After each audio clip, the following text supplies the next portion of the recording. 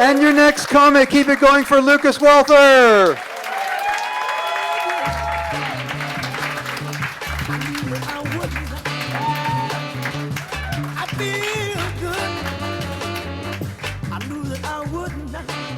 Lukas Walther.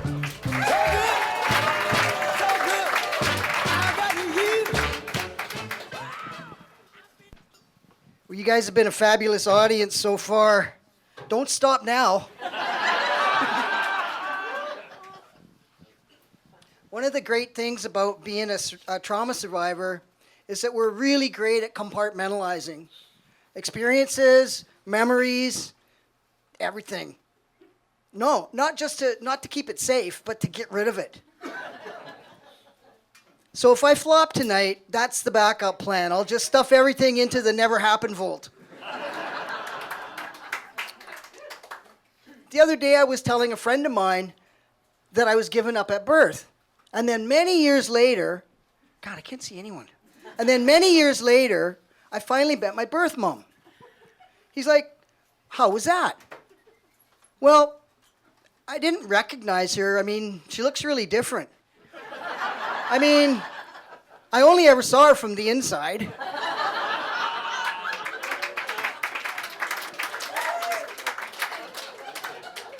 So, I used to drink to unwind. Some of you in this room remember that, I'm sure, because you were there. Then I started drinking to wind back up. And then it got pretty messy. It was really obvious that I had to stop. Not obvious to me, just to everybody else around me. But I finally got the message. It was tough at first. I didn't know where to turn to, who to talk to. But I finally followed the time-honored path that so many people had taken before me. I switched to heroin. As some of you do all know that are in this room, because you were there. Other than feeling sick all the time, it was pretty good. There was no boozy smell on my breath. There was no telltale bottles around. No anxiety. It was perfect. Well, except for all the projectile spontaneous vomiting. Transitioning is not a mental health issue. Oh, I'm not supposed to be reading the titles of the joke, am I? Okay, never mind.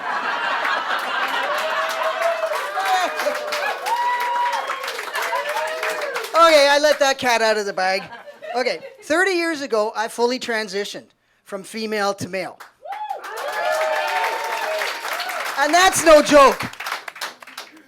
Being trans or having gender dysphoria is not a mental health disorder, but oh my God, the stuff that you have to deal with to do it, that's where all the chronic depression and the paralyzing anxiety and even the suicidality comes into play. Everybody's got an opinion, and they all want to tell you what it is. Like this one. You're just doing it to make more money. That's quite right. Every female to male transition comes fully loaded with the latest upper-class Caucasian male entitlement software. A corporate law degree from the University of Toronto, and, of course, that one notable endowment that defines us. Smell of your feet. Whenever I tell anyone I'm trans, they usually get the wrong idea. All right, they say, but what are you waiting for? At your age, shouldn't you be getting on with it?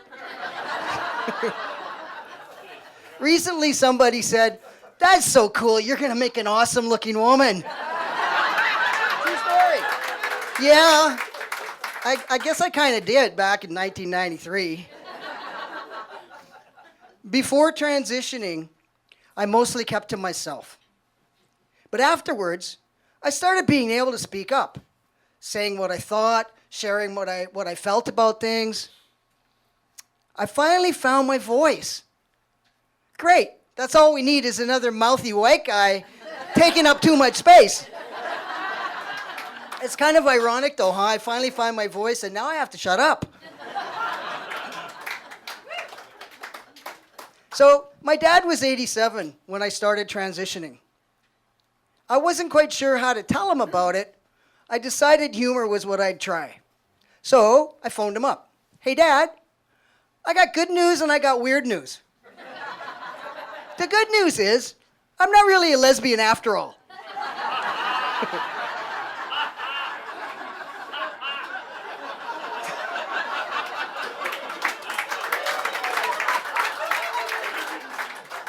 It turns out he didn't know I was a lesbian.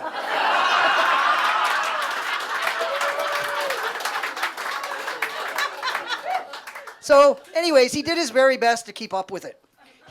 But even after I looked completely male, he still got the pronouns and the name all mixed up all the time. I finally had to pull him aside. I'm like, Dad, you gotta stop introducing me as your daughter. People think you're senile.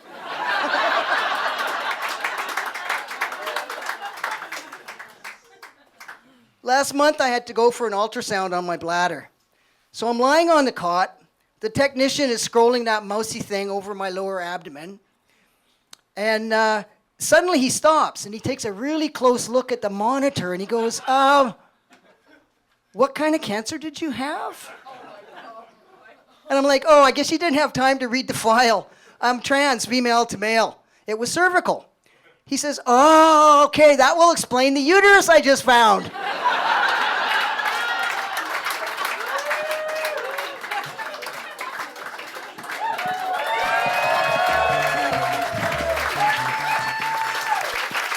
Thank you for all the creeps and bullies who made me who I am today.